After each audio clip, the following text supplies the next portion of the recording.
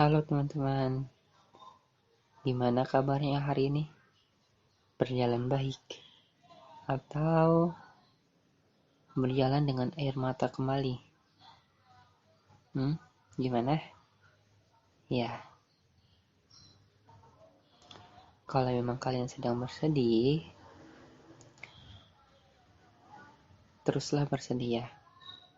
And then, jangan lupa untuk tetap tersenyum juga ya.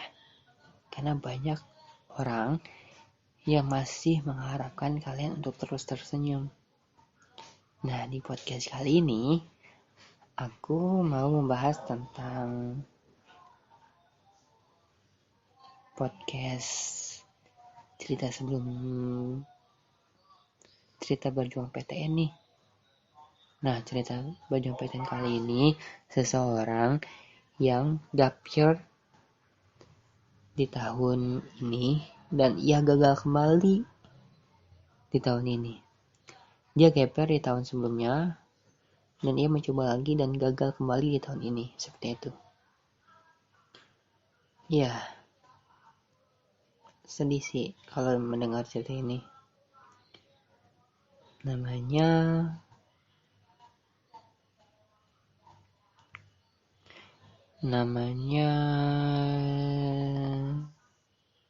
Mufida. Ya, ia salah satu murid di sekolah yang cukup pintar.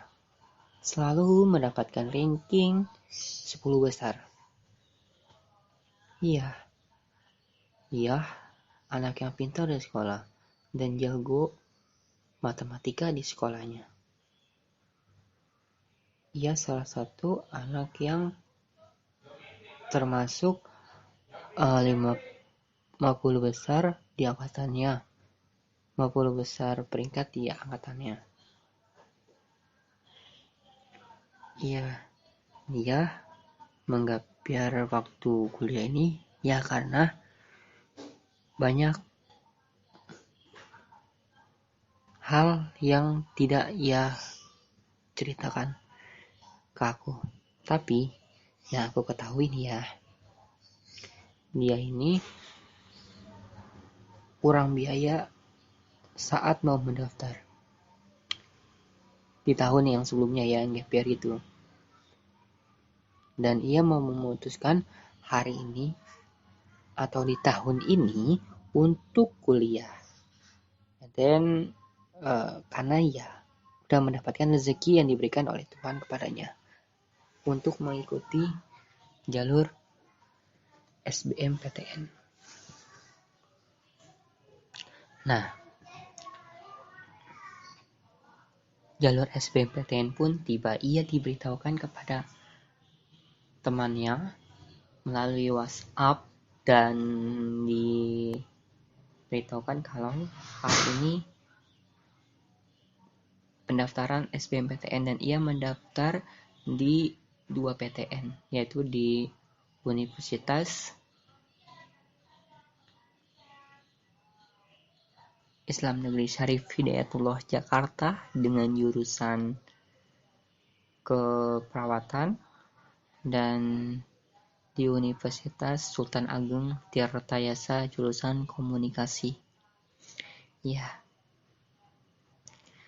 ia mengurutkan sesuai yang apa yang ia inginkan. Urutan pertama di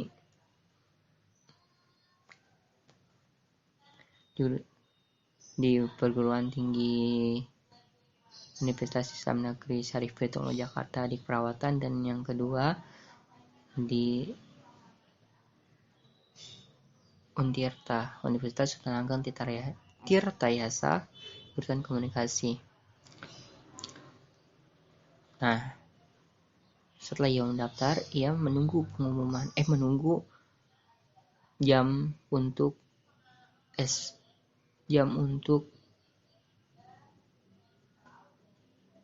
UTBK, ujian tulis berbasis komputer. Sambil menunggu, ia membantu orang tuanya ya seperti biasa, menyapu, mengepel, melakukan kegiatan sehari-harinya. Beberapa minggu kemudian, tibalah hari yang dinanti olehnya, yaitu ujian tulis berbasis komputer. Ia belajar dengan giat.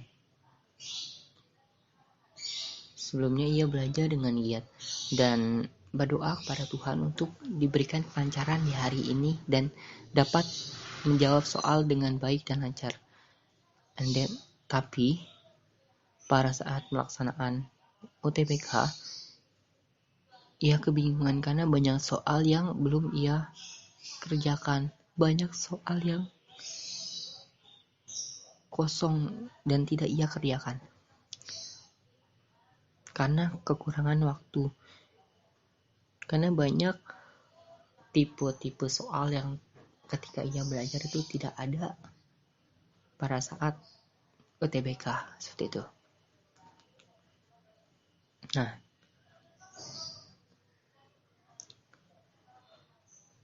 Nah, UTBK pun selesai ya teman-teman, karena ia tidak menyelesaikan sepenuhnya dengan baik untuk UTBK-nya tersebut. Nah, terus sambil menunggu hasil pengumuman dari SBMPTN, ia pesimis akan hal pengumumannya. Kayaknya dia nggak diterima deh. Iya, dia punya mindset untuk itu. Sepertinya nggak diterima deh, karena kan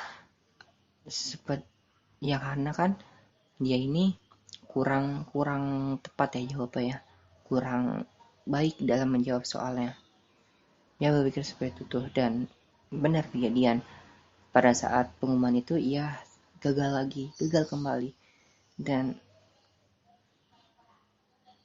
menangis jadi-jadinya dan bilang maaf ke orang tuanya bahwa ia tidak terima di jalur SBMPTN dan ingin mencoba di tahun berikutnya, setahun lagi. Ya, kayak gitu teman-teman. Jadi kita dapat mengambil kesimpulannya ya, seseorang yang pintar ataupun seseorang yang cerdas ataupun yang ranking itu belum tentu mendapatkan kesempatan di jalur SBMPTN ataupun di jalur SNMPTN ataupun di jalur mandiri. Iya, kenapa? Ya, ketika kita tepat dalam belajar untuk SBMPTN ataupun jalur mandiri, itu yang membuat kamu sendiri bisa mendapatkan kesempatan kuliah di jalur tersebut. Dan banyak juga teman aku yang salah mengurutkan dalam tujuan untuk PTN dan juga jurusan untuk kuliah. Dan dia harus tepat dan juga baik ya untuk jurusan dan ininya juga, mengurutkannya juga. Sekian itu aja di podcast kali ini. Semoga kalian dapat terinspirasi dan dapat mengambil pelajaran dari apa yang aku telah sampaikan tadi.